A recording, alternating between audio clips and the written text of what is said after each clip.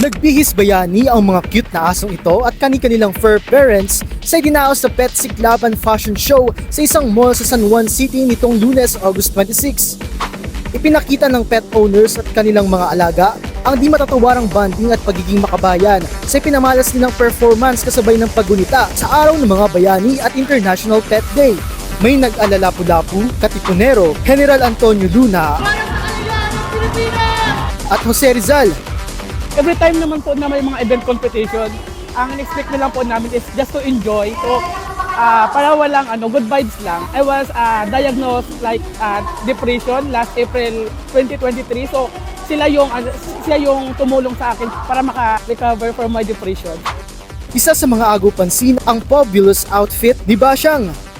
Actually, namin to, hobbies na din namin kapag walang work, pangtanggal stress. Like today, holiday, di ba?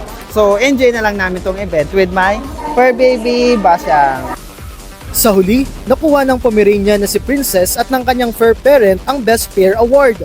Sa overall, si Tantan, isang Chihuahua, ang hinirang bilang third place, habang si Coco Chanel, isa ring Chihuahua, ang runner-up.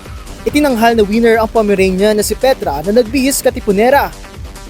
Sobrang saya dahil ang dami pong mga participants at kami ay galing Pampanga pa po at sulit yung aming sayang nakukuha namin ngayon dahil sobrang masaya po yung mga tao nandito. Ang mga nagwagi ay nag-uwi ng cash prize at dog products. Pero nanalo man o hindi, tiyak na busog ang lahat sa magagandang memories mula sa masayang banding.